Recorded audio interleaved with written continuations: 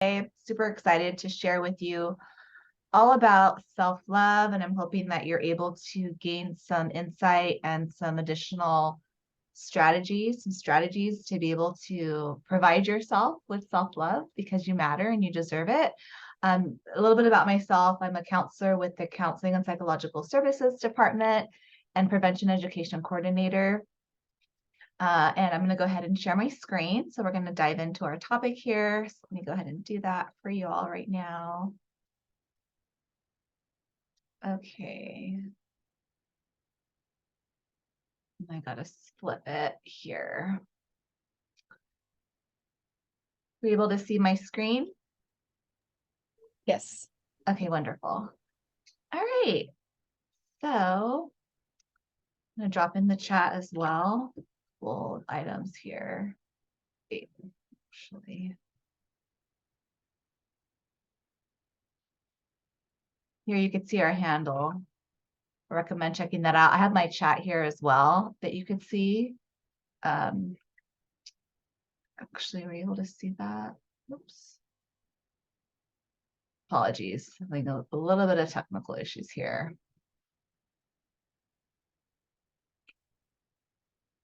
All right, here we go. I have my chat as well, so feel free to, if you want to unmute yourself during the presentation or comment in the chat, feel free to do so. So let me go ahead here. A little bit about myself. I mentioned I'm a counselor with the CAPS department. I'm also a proud Mexican American female, as well as a first generation college student. So I'm a proud Titan. I came to school here years ago and I got my degree in communications with an emphasis in public relations. And it was during my internship in public relations that I had my aha moment and realized that I wanted to become a counselor because I was writing stories about students and their experiences and just realized that I wanted to be a part of their lives in addition to being able to write articles about experiences, but also be a part of their journeys. I have my master's of science degree in counseling and guidance and a PPS credential, as well as my license as professional clinical counselor, as mentioned. I'm really committed to mental health awareness. It's okay if you're not doing okay. And these are with what we're going to explore today. My hope is that you're able to gain some insight into what we can do to take care of ourselves as human beings, to be able to provide ourselves with love. I'm very committed to diversity and inclusion, social justice, civil rights, and passionate about helping people. Again, feel free to drop in the chat if you have any questions or have comments, something resonates with you, or if you would like to make a comment. The objectives for today are we're going to first learn about self-love. What is self-love? What does this look like?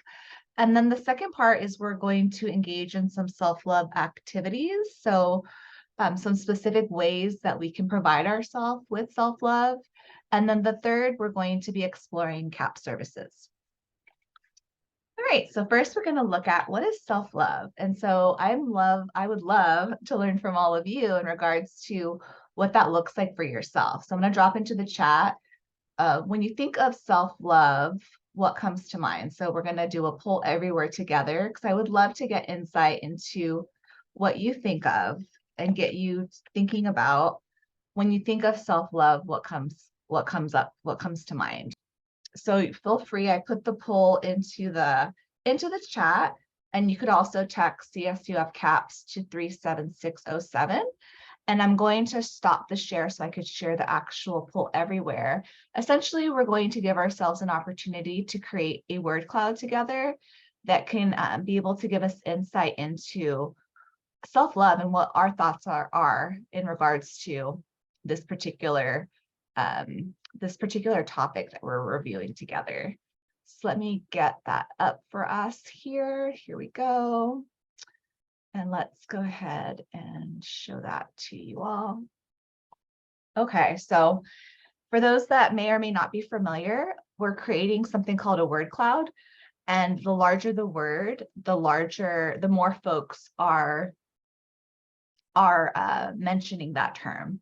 So far we're seeing myself is very big. So that is indicating that many folks are righting myself is what they think of when they think of self-love. We're looking at loving, relaxation, love that. You deserve to relax. Being a human being, we need that time to relax. And sometimes that can be difficult with societal messages about being productive and taking care of things. Proud, self-care, love that.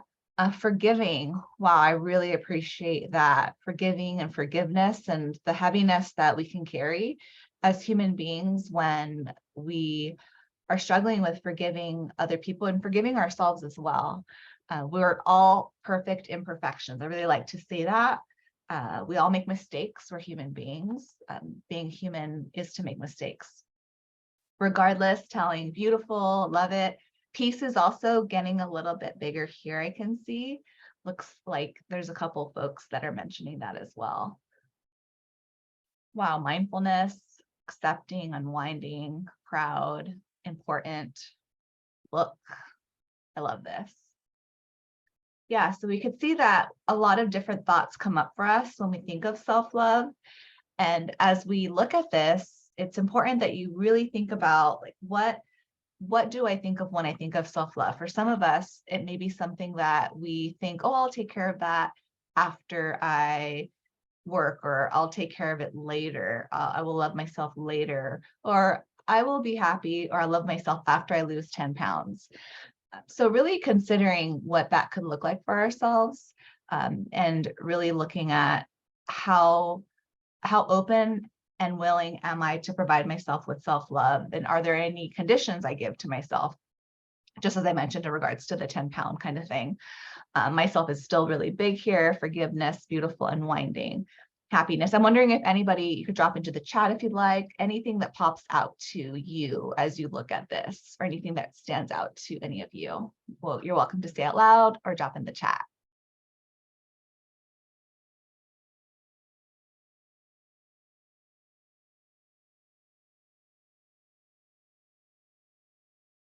Priority. Yes, it is a priority. Thanks for mentioning that. Time, love it. Very nice. Thank you, Jay and Luce, for sharing. Proactive, Henry, alone. Yeah, thank you. Thank you for sharing what you're sharing in the chat. Right, so we could kind of, these are some of the thoughts that we're thinking about. And there's a range of thoughts. So that can impact our ability to be able to provide ourselves with self-love, something for us to consider. And so we're going to go ahead and continue on with the next portion. Oops. Thank you all for sharing. The next portion here. I'm going to go back to my PowerPoint here. And I appreciate, again, you all sharing. It was very interesting to see the diversity of the responses and what you all think about when thinking about self-love. And so I'm going to pull up this next part here. Here we go. Current slide. Okay, great job, everyone. So let's look at this further. What is self-love? So there's many different definitions for self-love. I really appreciate this because I think it really gives us a perspective that's very holistic. So it's a state of appreciation for oneself that grows from actions that support our physical, our psychological, and our spiritual growth. So really looking at what am I doing to support my growth and in these different aspects of myself as a human being. It's one way of looking at self-love.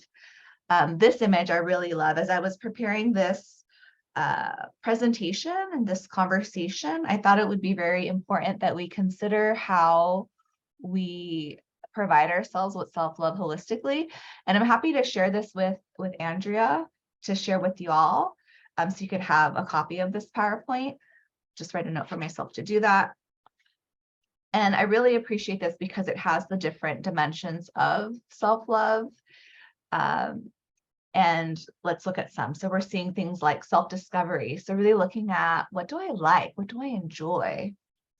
And then I see here Jay mentioned, just realized we didn't mention this at the top of Maslow's needs. Right, so that's definitely, I'm wondering, Jay, when you say we didn't mention this, talking about self-love or? I want to make sure I'm clear on what you're mentioning. Back in the poll. Oh, right. Yes. That's very insightful. Thanks for sharing that, Jay. So really recognizing that this was not mentioned in regards to back like in the poll when we talked about self-love. Anything in particular that you're noticing, like the self-actualization, is that what you're talking about, Jay, or it's something perhaps else?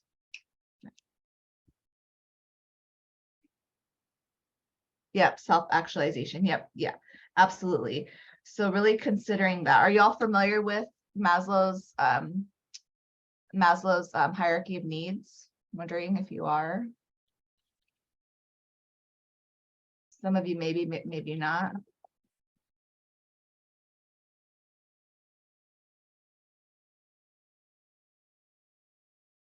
All right, some of us looks like, yeah, looks like, just want to make sure that everyone's familiar with what that is. So we can look at that in a minute. I just found like a quick snapshot of that, but that definitely is something to consider and think about when we think about self-love. Yeah, thank you, Angelina. We could definitely look at that in just in a little while to give us another kind of reference point of what that can look like for ourselves. Great. Thank you for bringing that up, Jay. I think that's super important that we think about. In regards to some of the foundations of self-love, going back to self-discovery. So really considering some of the things that you may like, finding or allowing space to engage in hobbies, your interest, what brings you joy, what makes you happy. And I really appreciate how this is crafted in a way that has equal space for these different components. So we have our mental health as well here. So really looking at being able to provide time to manage stress and know that that is important as part of being a human being. I also really appreciate the boundary section, being able to have boundaries within ourselves with our relationships. I'm wondering what you all are noticing when looking at this particular foundation of self-love. Looks like we wrote down self-discipline that we're noticing, and you're welcome to share out loud or say in the chat just what you're what's popping out for you when you look at this foundation of self-love.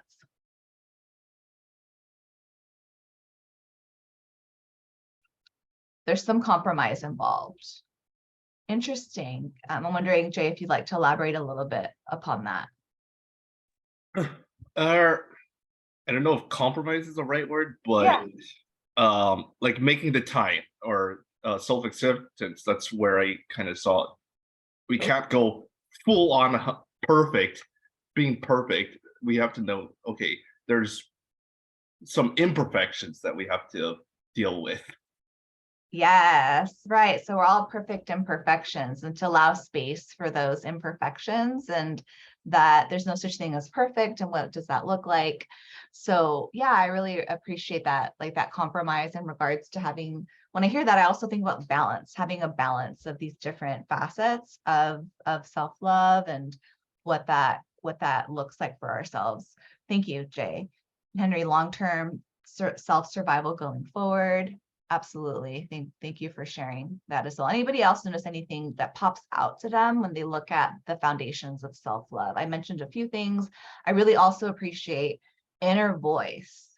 Wow. So how do you talk to yourself? I earlier did a different presentation, and we were discussing how things that we may say to ourselves, would we say that same statement to a friend? Sometimes we can say really harsh things to ourselves, but when we think about, would I say that to a friend? Maybe not, probably not. So really looking at, how do I talk to myself? Yeah, so Jay, super reflective, introspective exercise. Thank you. Angelina, self-acceptance for flaws and all. Again, perfect imperfections. All right, great job, everyone. I'm over here just wanting to make sure that we also, as Maslow hierarchy of needs was brought up, I want to find a good representation of that. So I'll send it along when I send the PowerPoint as well. So I'm just going to write that down. Maslow, thanks for bringing that up, Jay. Okay. All right, so let's continue with this. And again, I'll send this over to Andrea so you can have a copy of this. And really thinking about, and I put a arrow towards boundaries, because I think as Jay was mentioning, in terms of the compromise, in terms of, I think, having that balance, really considering cultivation of healthy communication and boundaries in relationships, this give and take, and boundaries is very important when we think about self-love and self-care. And saying no it's okay to say no. Sometimes when we say no, we're saying, sometimes when we say no to others, we're saying yes to ourselves. And that's definitely okay to do. But sometimes it could feel really difficult to do that because we feel compelled to say yes, or we want to people please, or maybe it's expected that we say yes. So the more self-love one has, the more one can attract people and circumstances that support one's well-being. Is something for us to identify and think about how we provide ourselves with self-love, and then how we can then attract our circle, our supports as well in that regard. Henry wrote, self-love critical for academic pursuit, among other things. For sure, I am deserving and worthy to be able to be here. I deserve to be here. I remember as a first generation college student, that was something that definitely I grappled with, just like the imposter syndrome and knowing that I deserved to be in this space. I deserved to take up space. I remember being here also as a Mexican-American female years ago. I didn't feel comfortable in Orange County. I remember feeling uncomfortable because there wasn't a lot of people that looked like me. And I felt like I didn't belong, I didn't fit in. And so definitely it took some time to be able to get, to be able to develop more of that self-love and cultivate that. So how do we create self-love? So there's a couple different ways we can do this, and we're going to engage in some activities today as well to be able to engage in self-love. One is to utilize mindfulness, and I definitely have definitions and some examples of mindfulness, but I'd love to open it up if anyone here has a definition of how they describe it or how they think about mindfulness. Any thoughts or descriptions? Feel free to say out loud or drop in the chat.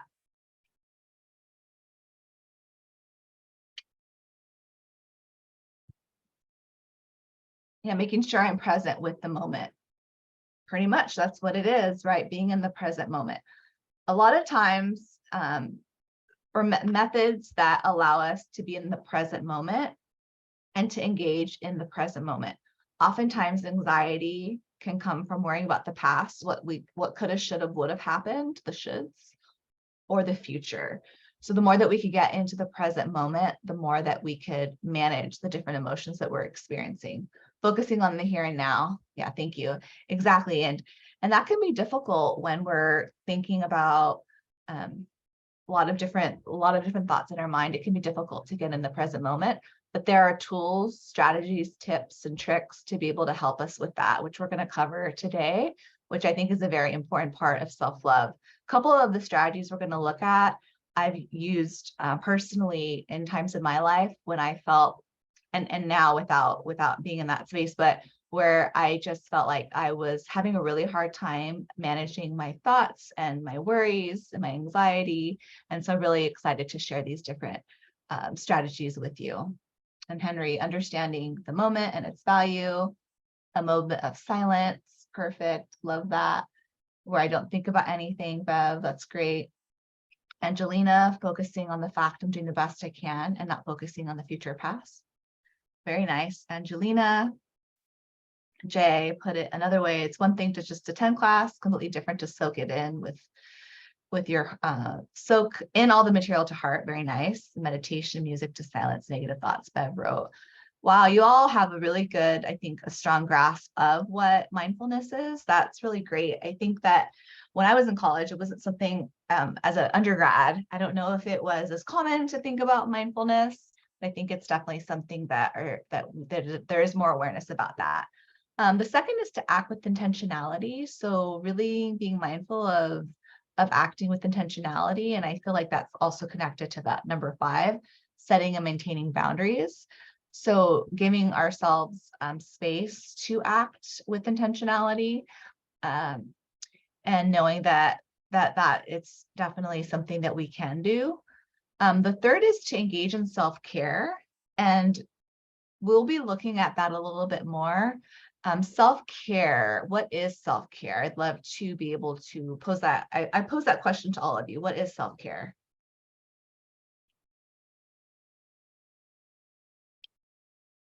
Is self-care eating chocolate and taking a bubble bath?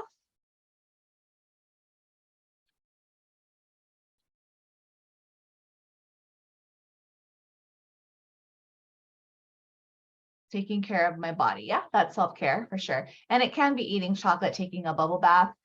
Something that is important with self-care is that it needs to contribute. Part of the definition is that we want to make sure that it contributes to positive outcomes. So if I were to eat, let's say, a whole box of chocolate, then maybe I'd feel sick. And so that wouldn't be a positive outcome. But definitely everything in moderation and balance is okay. So we want to engage in activities that contribute to positive outcomes. And self-care is a necessity, not a luxury. Yeah, thank you. So meditation, non-self-neglect for sure. Fourth, we want to make sure we evaluate our needs. Like, what are the needs that we have, and giving ourselves space to provide ourselves with permission to identify what our needs are. Sometimes we might want to push those aside as after we take care of different things. So evaluating our needs.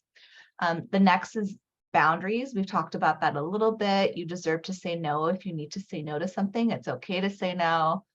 6 is to utilize self-protection. So if needed, and that kind of goes with the boundaries portion here, as needed, that it's okay to protect ourselves. And then the 7th you mentioned earlier with self-love, forgiveness. Finding passions, I love that as well, Jay. That sounds beautiful. Definitely want to find passions. And engage in forgiveness is also a way to be able to engage in self-love. I remember I had, in one of my previous positions, I sent an email, and it was an email that it wasn't, I think it was not the intended email. It was okay, but I remember feeling so upset with myself about it and just really beating myself up in my mind over it. And so giving myself, okay, I made a mistake. I'm human. It's a learning opportunity. And I want to forgive myself. So giving myself that talk that I'm human, forgive myself. So I'd love for you to chat about which is your favorite. Pick one that feels the most manageable. So let's go back to these 7. Pick one that feels the most manageable, and or one that is your favorite. So maybe it's something that you'd like to engage in, but haven't been engaging in. So feel free to say out loud or drop into the chat what is your favorite way, what is your favorite in regards to engaging in self-love. Self-care, evaluating my needs, perfect. Forgiveness, yes. Definitely, sounds good. Yeah, so consider how you want to give yourself self-love and the different ways that you can do this, and what is your favorite? What is one of the methods that you'd like to use? Thank you for sharing.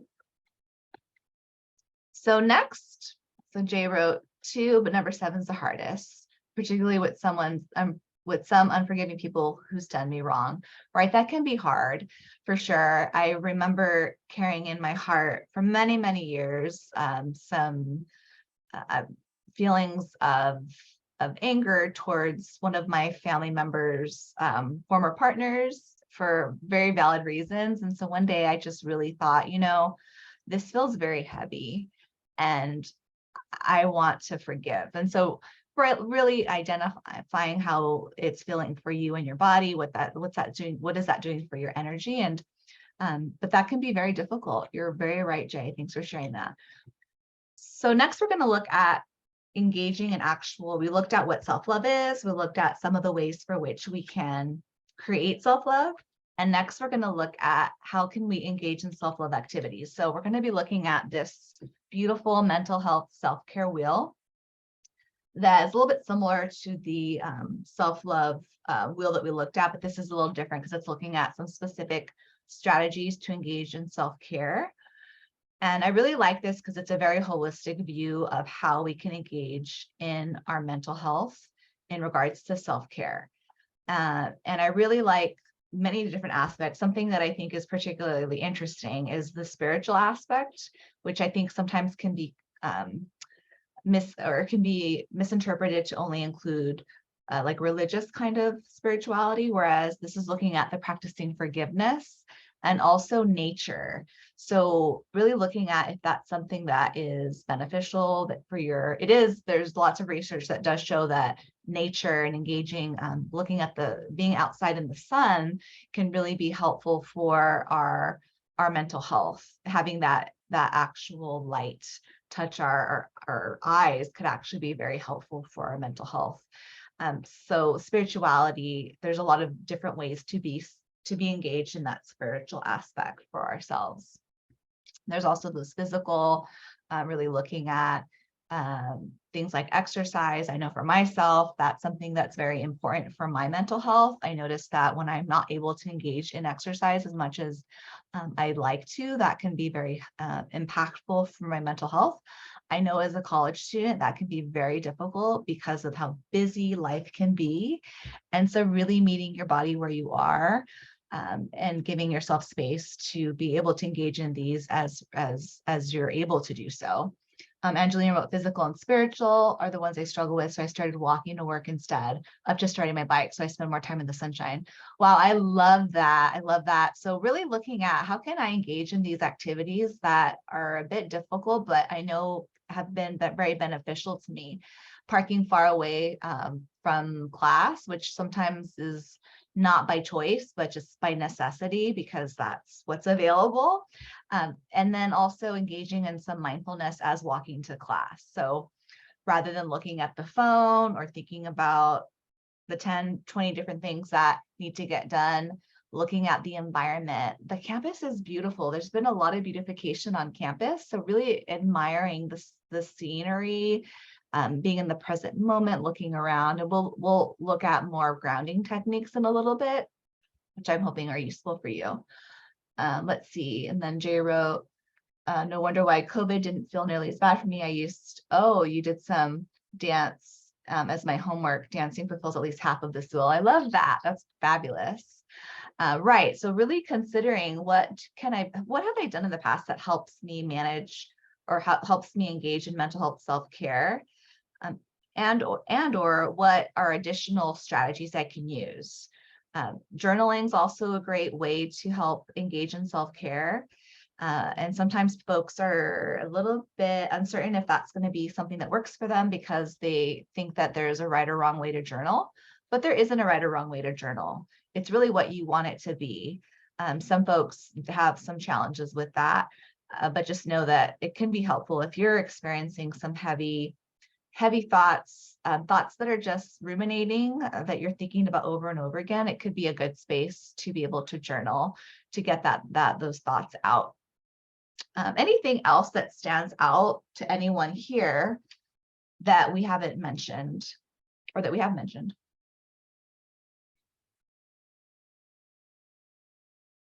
Well, thank you, Jay. So recommendation about Leonardo da Vinci, how Leonardo da Vinci used journals. Not very nice. It's nice to have some structure for some folks as well. Gratitudes can be useful to write down.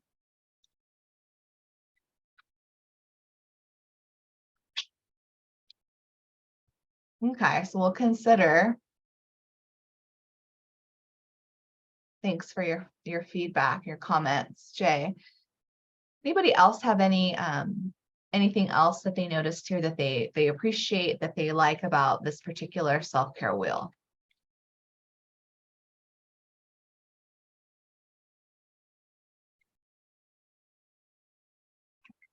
Again, I will send this to you all. Thank you.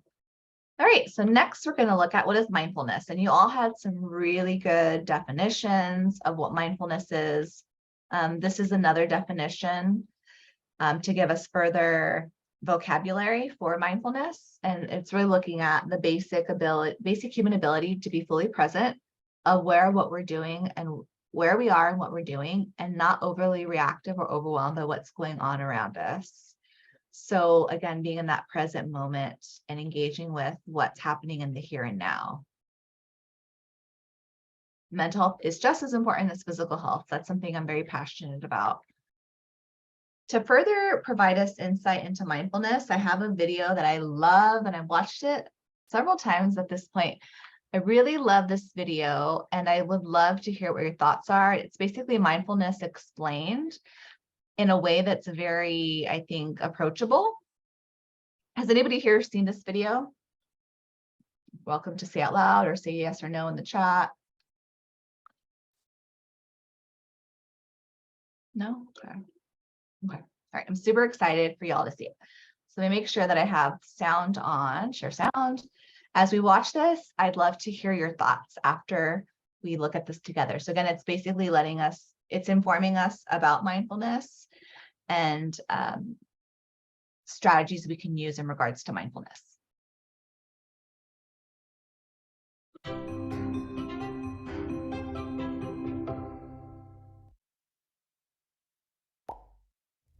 There's a story, usually attributed to the Native American tradition. The volume okay?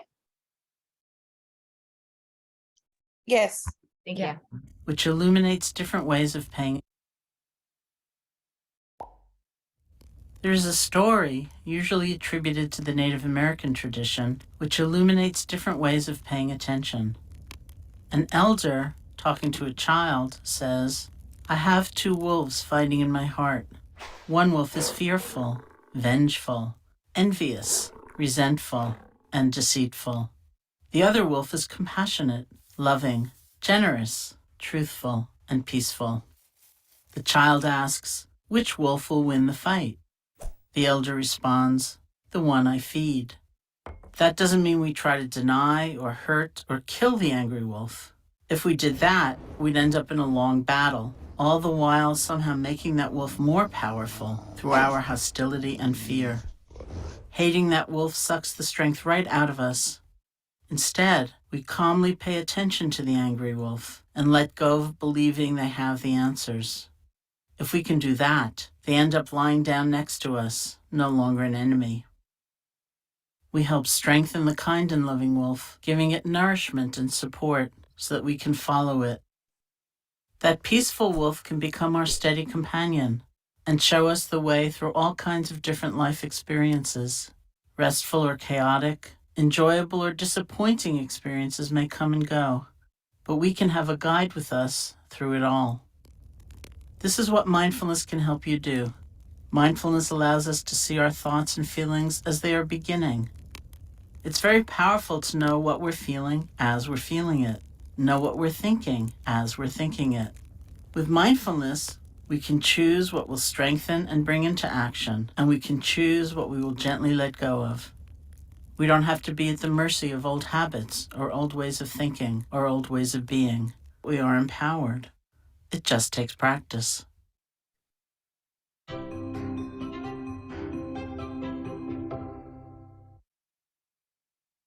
Thanks for sharing, Luz.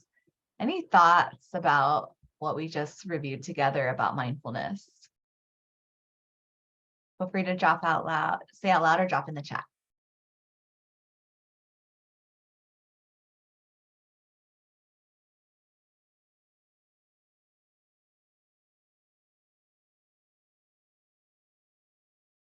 Right, yin yang, not just banishing the bad wolf.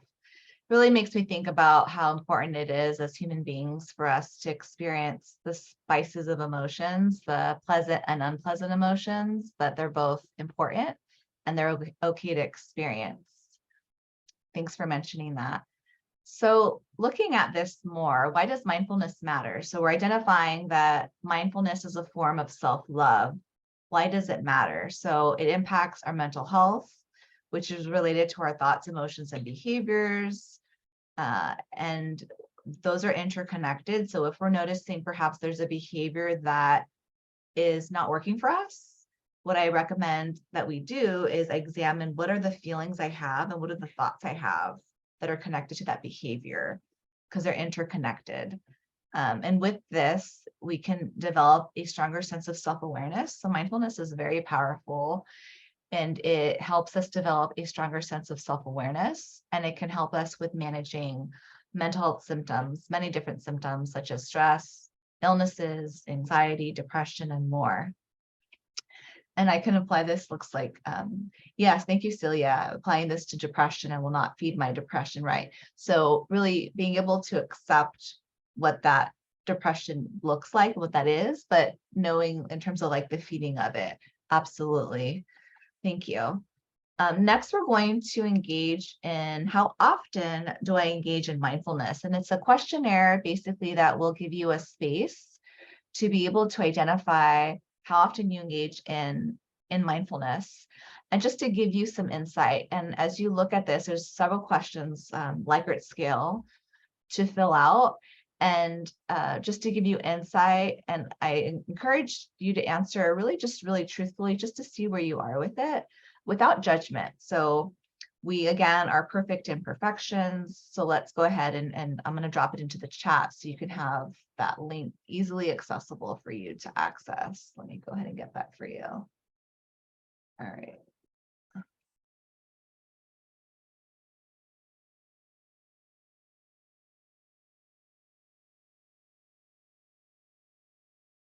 Yeah, so sometimes there's emotions that we have, Jay was mentioning, that can change later. The QR code, sorry about that. I dropped into the chat the link if the QR code is not working for you. Are y'all able to see the link? Let me see here. Yes. Okay, thank you.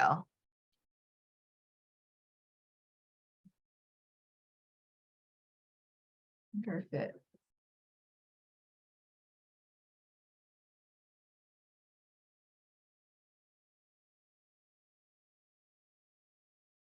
I don't know. My apologies. I think that QR code is no longer working, unfortunately. Fix that. All right, so I'll give you some time to fill that out. And just to give you insight into what this looks like for yourself.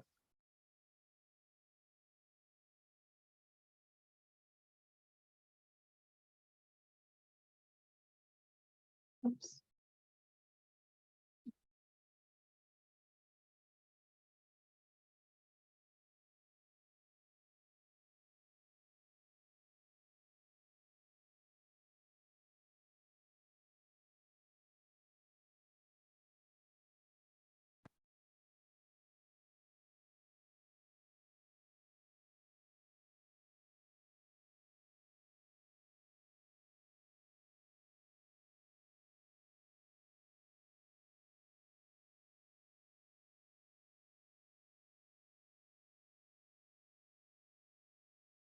Do we still need a little more time filling this out?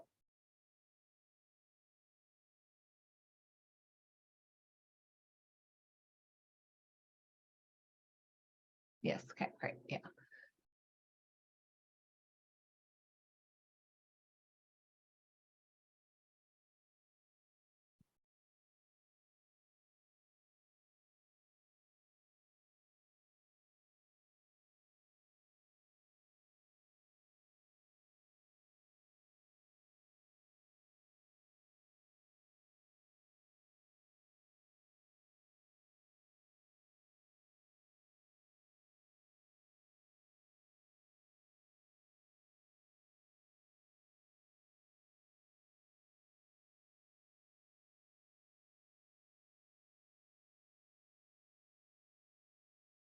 Feel free to drop in the chat if you're done, just so I can kind of get a sense if we're almost finished.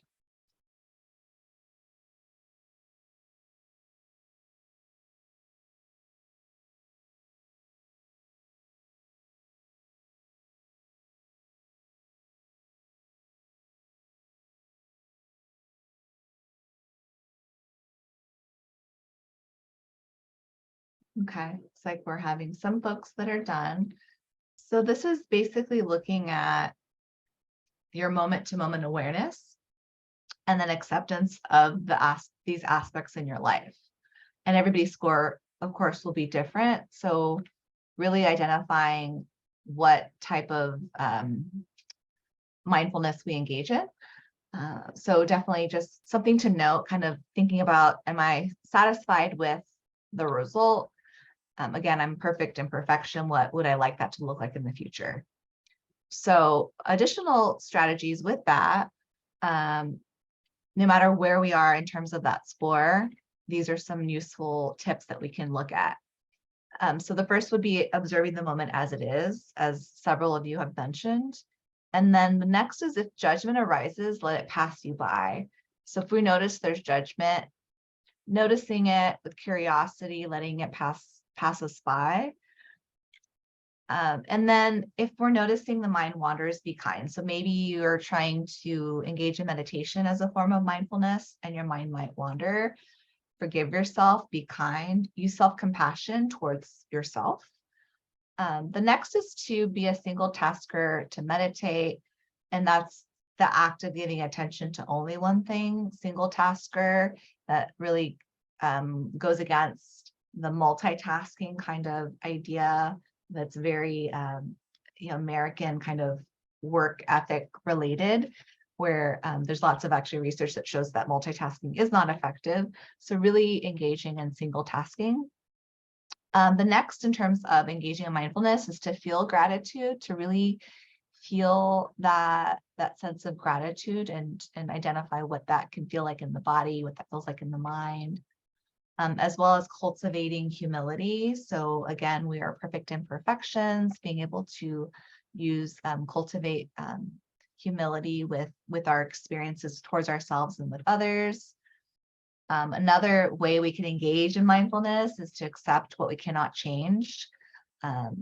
There's many things that we cannot change, and really identifying what that looks like. Sometimes if we're noticing that we're having some challenges, mental health wise, non-mental health wise too, just really identifying what's in my control, what's not in my control, and identifying what is out of my control to change.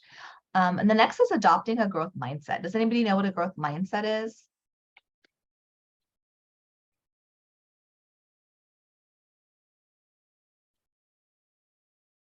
It's really this idea of giving ourselves space to be able to learn new things and grow within our mindset, versus a fixed mindset is kind of thinking that that's all we can learn. That's the extent to which we can grow. So identifying if there may be some areas in our life where we think, that's about it for myself in terms of growth. Also mindful reminders can be useful. Yeah, not giving up. Perfect. So next we're going to look at a couple of different strategies in regards to mindfulness. Progressive muscle relaxation is one of those strategies, as well as grounding and some deep breathing, which we'll do in a minute.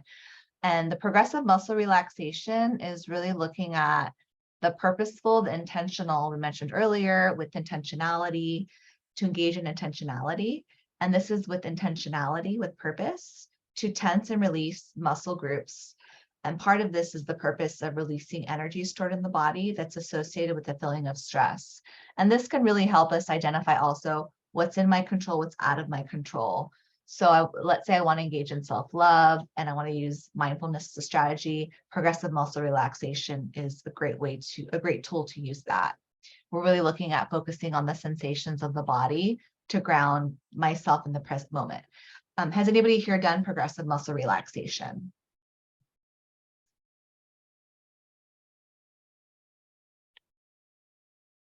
Yes or no?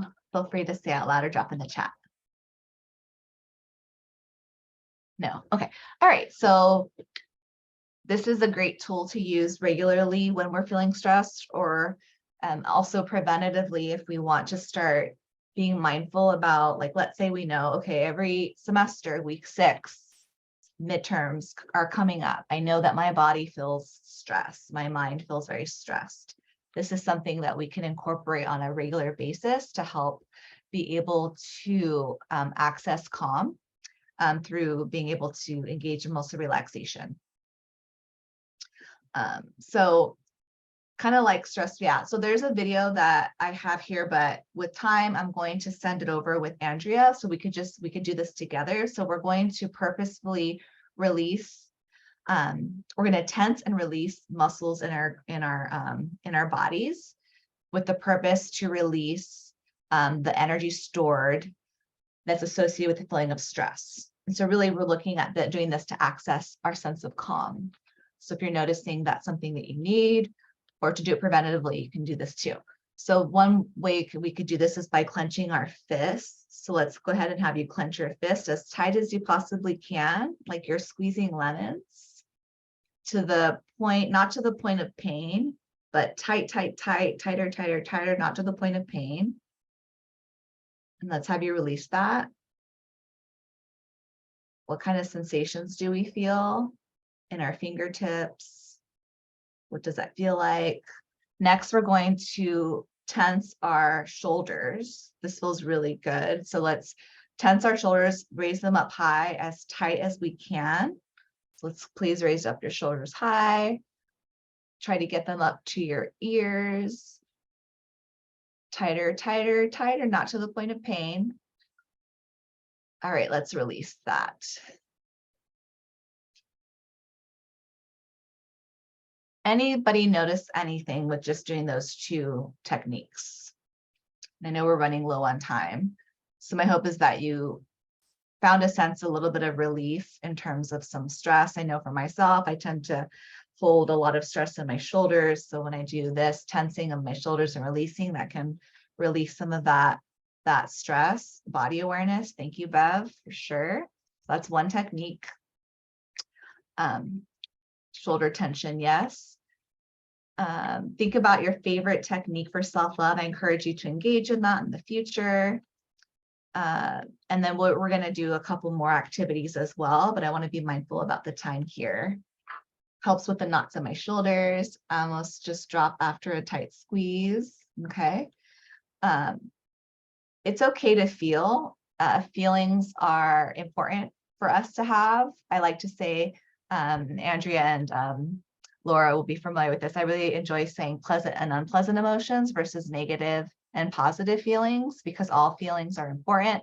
I love that movie Inside Out. I don't know if all of you have seen that movie, but it's such a good movie because it really shows how important it is to have unpleasant emotions. They're just as important as pleasant emotions.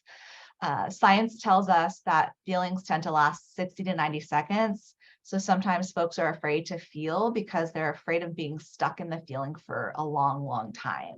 But science tells us they last about 60 to 90 seconds. And it's healthy to feel. If we try to numb one emotion, one type of emotion, let's say I don't want to feel anger because when I was a child, that was something that was not allowed, or it was something that I was scared of. If I try to numb that emotion, then I'm going to numb all my emotions. So we want to be mindful about that for sure. Yes, must watch movie Inside Out, definitely.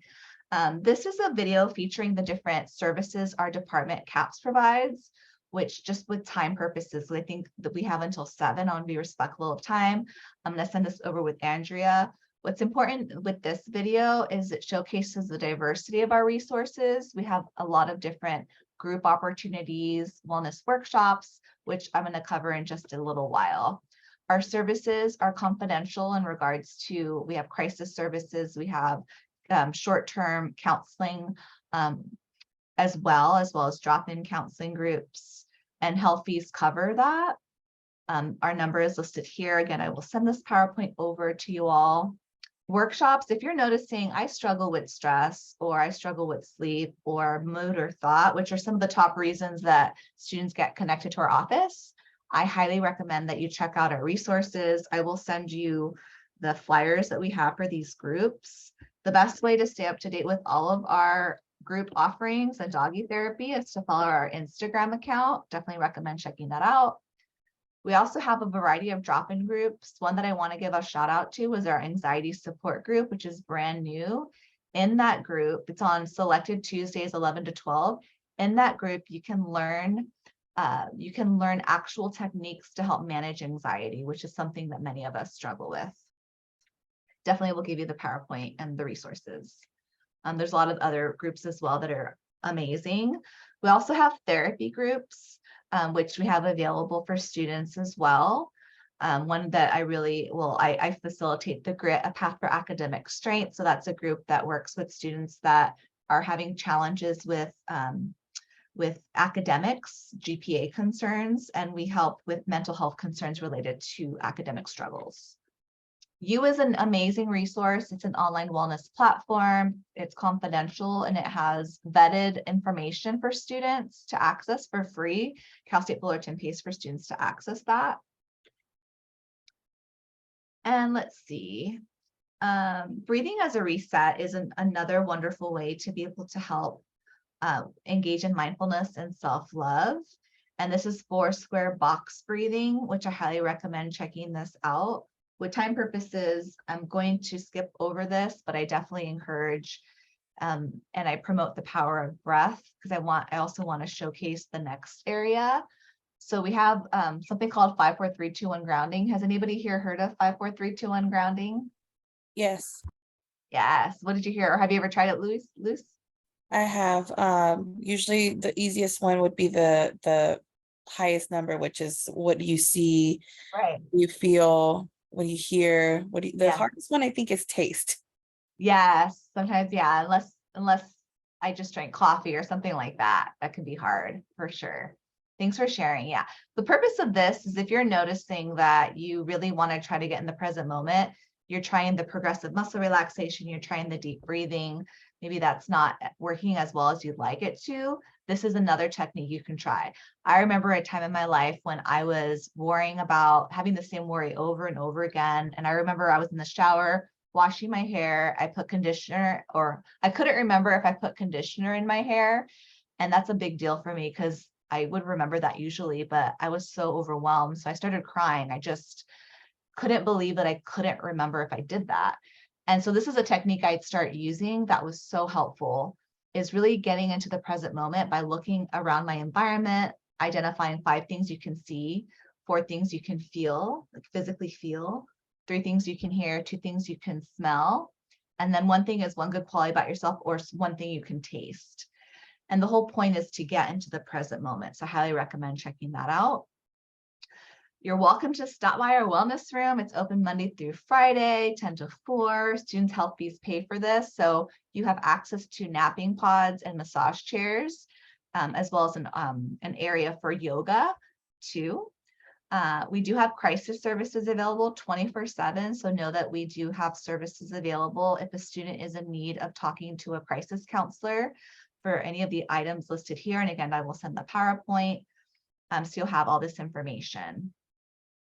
We also have different resources in relation to short-term counseling that I mentioned earlier as well.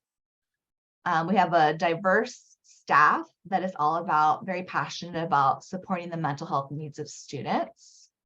And I'm just kind of going through this a little bit more quickly since we're almost out of time. Based on what I shared, what CAP service are you interested in checking out? Would love for you to come visit our doggy therapy. If you're able to do so, we have a doggy therapy event next on the 22nd. No, actually, not the 22nd. I forget exactly what day, but follow us on at CSUF CAPS. We just had one this week, this last Wednesday, and we'll have another one. I forget exactly what day, but it's coming up soon. Where are we? We're in Titan Hall, 3rd floor is where we're located, right across sort of where the TSU is. TSU right across the street from the campus.